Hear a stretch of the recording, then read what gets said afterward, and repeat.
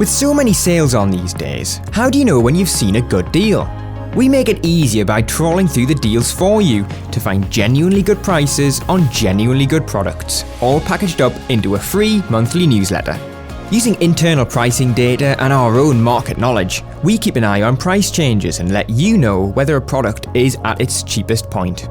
From bargains on TVs to discounts on laptops, the products we share have all been put under the Which microscope, meaning we only recommend deals on items we know work well.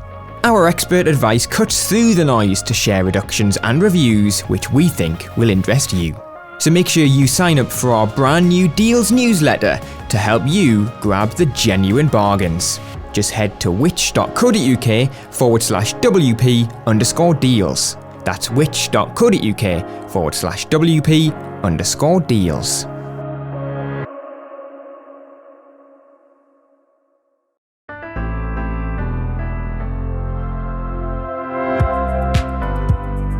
Hello and welcome to the Which Shorts podcast. I'm James Rowe. Each week we bring you a taster of one of the Which magazines and bring to life a piece that was written by one of our brilliant writers. This week we're focusing on artificial intelligence and fake news. In the October edition of the Which Tech magazine, Nicole Colby put together a range of tips to help you spot fake news and how to work out if someone has used AI in order to deceive us. Here's her piece, adapted for the podcast, read by Romana Yassin.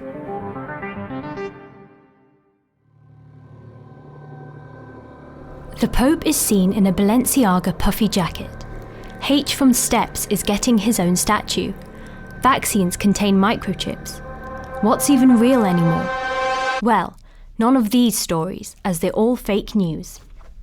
It's easy to be fooled, but it's also easy and necessary to push back. Disinformation can cause serious trouble. It renders the internet useless for finding facts. Fake news stories reinforce existing beliefs and divisions, and in the worst cases, disinformation can kill.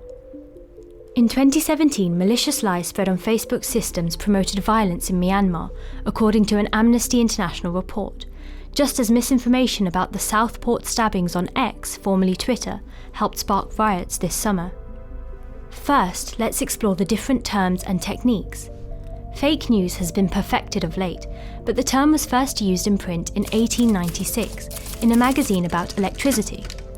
Misinformation is inaccuracies shared honestly with no intent to deceive, while disinformation is when facts are made up or twisted to push a lie with a purpose, such as trying to get you to vote a specific way.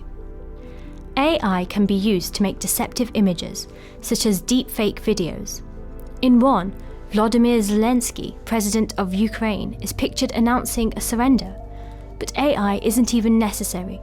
With cheap fakes, an image can be taken out of context or videos can be cut together suggesting events that didn't actually happen. You don't need to see fake news directly to be affected by it, as the lies are subtly laundered like stolen money through layers of social media and reporting, making a dodgy rumour seem real. In 2023, a YouTube channel called DC Weekly claimed 2 yachts had been recently purchased by Volodymyr Zelensky. Amid the war effort, this action suggested corruption and misuse of funds donated by allies. However, DC Weekly isn't a weekly publication based in the US capital as you may think, but a disinformation website run from Russia, and the claim was a lie as the yachts were still listed for sale at the time. The claims were shared on social media, likely by bots, but also by the Russian embassy's X account, and picked up by pro-Russian news sites overseas.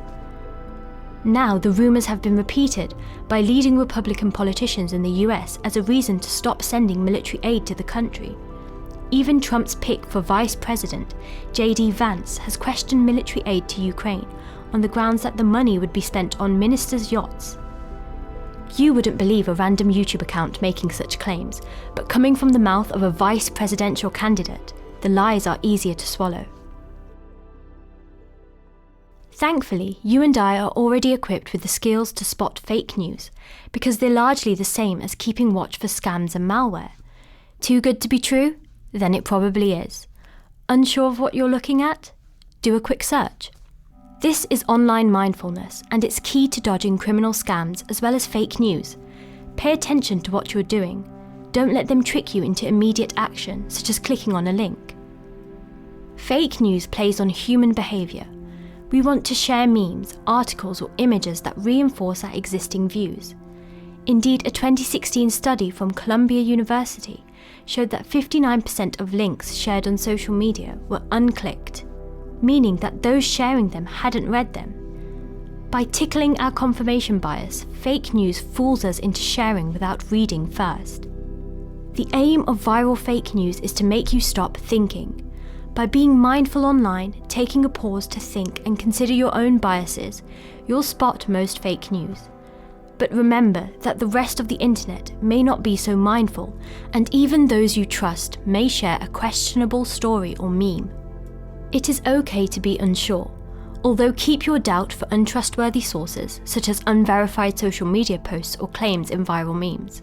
One of the aims of disinformation campaigns is to flood the internet with nonsense in order to make it feel as though no information is trustworthy, there's no believable version of reality, and to make you doubt the truth too. Don't fall for that trap. Facts exist, truth is real.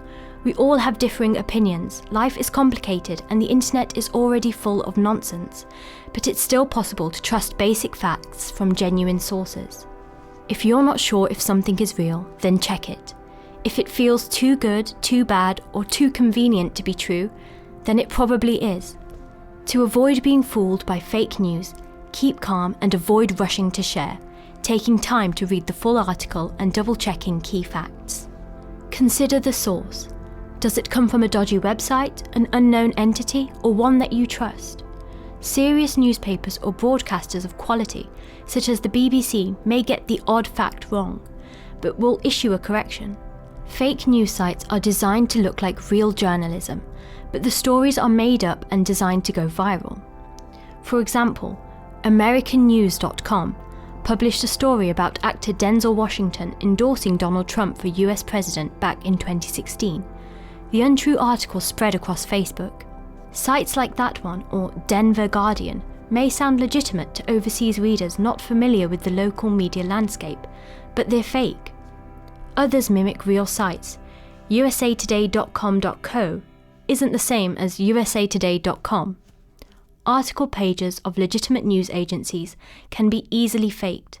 If a story were true, it would be shared via a link, not an image. However, don't click on any links with screenshotted alarmist stories, as they may be malicious. News journalists can be caught out by pranksters, like the H from Steps story I mentioned earlier. That was made up by comedian Joe Lycett and made headlines. Typing the keywords into a search engine, in particular a news-focused one such as Google News, will reveal how others are covering the story, or if it even is one. Social media is harder. Click through to the profile page to spot bots signalled by sporadic activity on random topics. Also, no profile photo or a stolen one, heavy use of hashtags and emojis, and strange usernames with a lot of numbers can be giveaways. But remember that real people share fake news just as well as the bots. Help is available at fact-checking websites such as FullFact, SciCheck, which focuses on scientific claims, or Snopes. They do the research for you, looking into the reality behind the viral stories. You could also install a fact-checking browser extension such as NewsGuard or Media Bias Fact Check, as these will flag sources as trustworthy or not, while highlighting bias as you go about your business online. On X, a banner under a post will highlight if the facts have been challenged. However, if it's not there, this doesn't necessarily mean a message is trustworthy. We can also rely on each other. See a post or article that makes you wonder? Read the responses. After all, there's nothing people on the internet like more than correcting each other.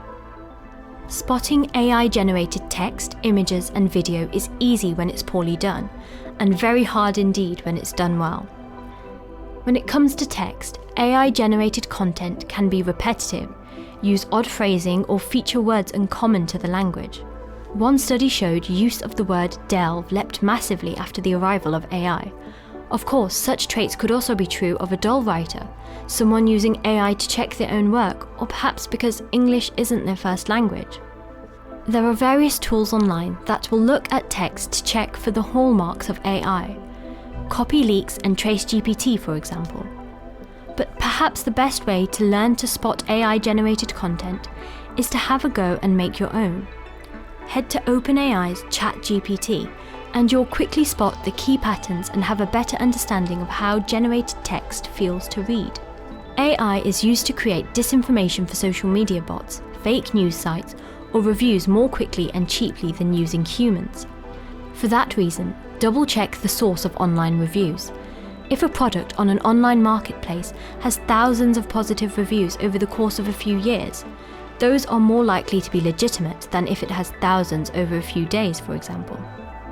With images and video, be on the lookout for overly perfect pictures, such as super sharp features, smooth details that look like a studio shoot, or an impossible to capture angle.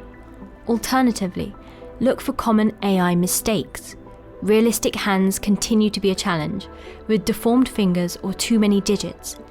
Text may be gibberish and logos blurred or incorrect. Tools exist to check if images are AI generated. AI or not, and maybe's AI art detector, but none are perfect, especially if the image has been resized, cropped, or otherwise altered as it's been shared. Meta, the owner of Facebook and Instagram, has begun flagging AI images in posts, but the label has been criticized for inaccuracies. Another technique is to run a reverse image search. But the best tool is your gut instinct. If text or images feel unreal, they quite likely are.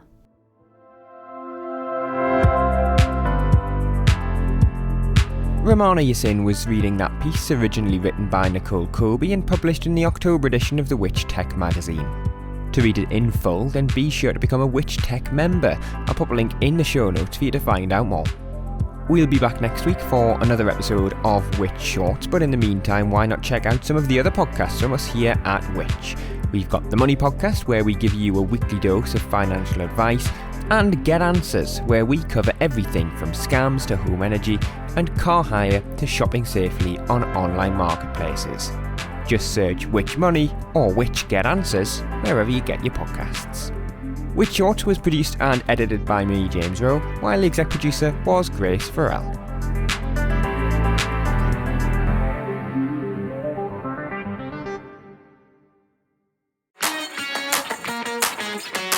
Next time you need to get work done on your home, or your car, or your garden, make sure you choose a trader you can trust. And don't just choose any trader, choose a Which trusted trader.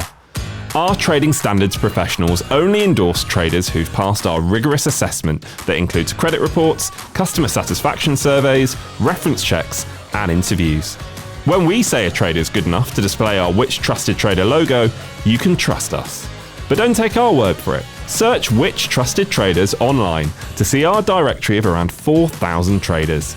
Every customer review you read there is verified genuine by our moderators, so you can choose with confidence. To find a local trader you can trust, search Which Trusted Traders or go to which.co.uk/traders. That's which.co.uk/traders. Everybody needs a trader they can trust.